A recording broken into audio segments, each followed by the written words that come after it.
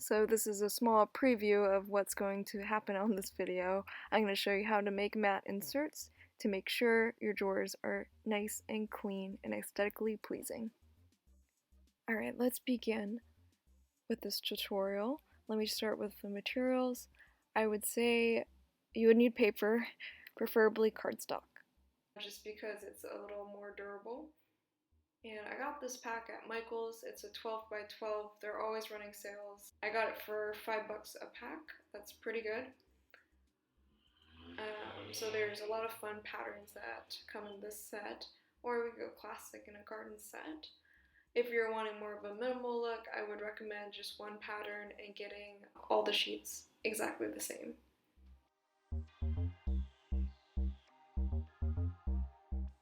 And then you could either use tape, or there are these kind of laminates, instant laminates. They're not as good as the ones where you push through a machine, but these work. It acts like a big piece of tape pretty much. You get this on like Amazon or a office store. If you use tape, you just have to do it every single row, so it'll just be a little more time consuming. So for me personally, I like to start with the back side. Just because if you get an air bubble, it won't show, which is definitely a plus. And then after you get better, you can do the other side, the ones with the flower print. So first of all, I'm just going to position the laminate sheet just to make sure I have enough. And from this, I could see that I need about 1.5 sheets per side. And we're done with the back side, so now the front side. You have to do it to both sides, or else if it does get dirty and you need to wash it, then if the other side gets wet, it kind of just ruins the whole mat. So that was super simple. I'm just going to trim the outside edges in case any of the tape got outside that.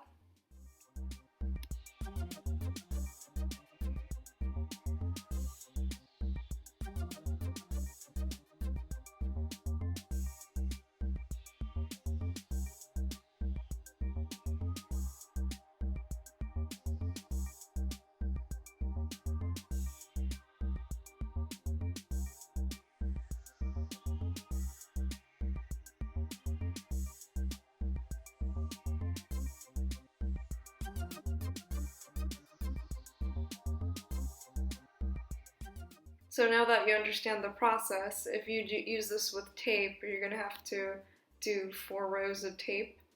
But if that's all you have at hand, you might consider using that. The self-adhesive kind of plastic sheets are just a little more time effective, and the result is about the same. Alright, so I have one done, and I'm just going to repeat this a few times because we're going to need quite a few to assemble the drawer.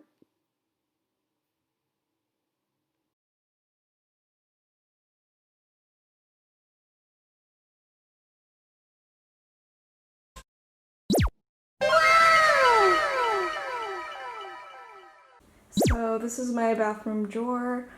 Before I had like a pretty hard makeup stain like right on the corner, which was so hard to get out, so that's what kind of inspired this tutorial. It was like a lipstick stain. I think one of the lipsticks or lip glosses got old, and then it kind of, or I probably didn't put on the cap right, because it kind of spilt on the cabinet. So this is kind of the inspiration behind this project. Let me go ahead and just show you how to make a minimalist looking drawer. First, just go ahead and clean up any little pieces of stuff in your drawer. Give it a nice wipe. Oh man, there's a piece of hair in here. Okay. Okay, so that is clean. And then go ahead and place your mats you just made. So you see how it doesn't fit exactly. You either have to measure ideally I would measure the drawer, so the length and the width.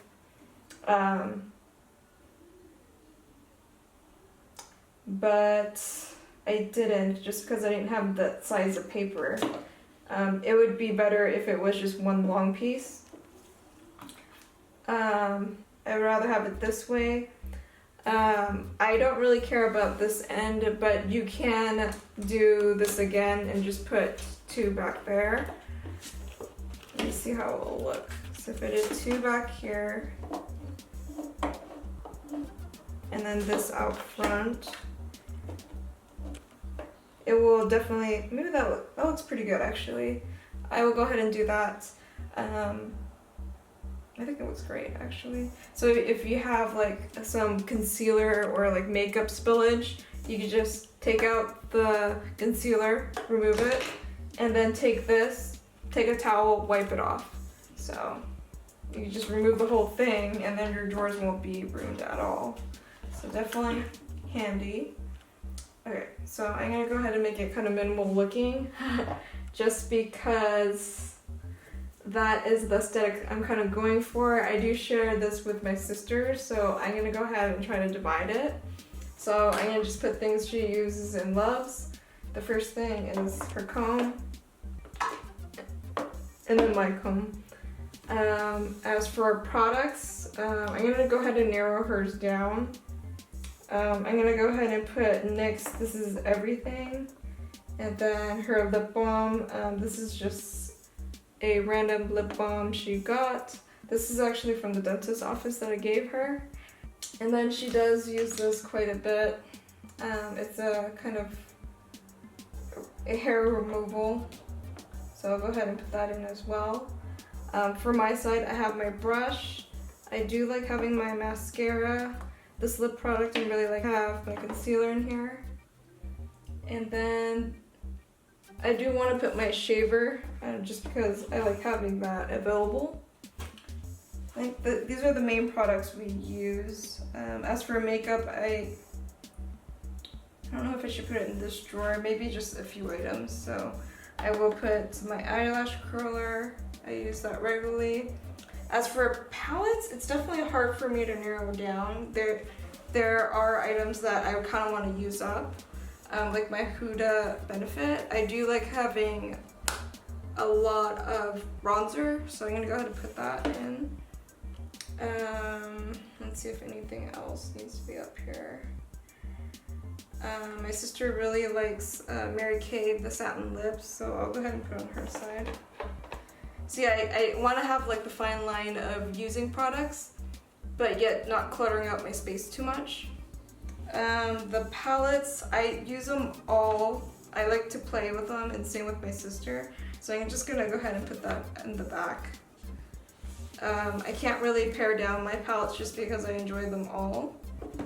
But at the moment, our favorite is definitely the Controversy palette by Shane Dawson. So Controversy. And we both love this one, so I'm gonna go ahead and put it in the middle. But that is all the products that we get on this first drawer. It's not 100% minimalist, but it's definitely a start.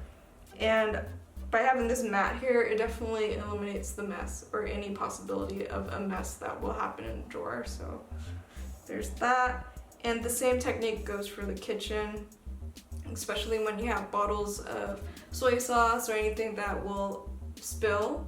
Same with oil, it's kind of hard to remove, so it's better just having a piece of paper as backup.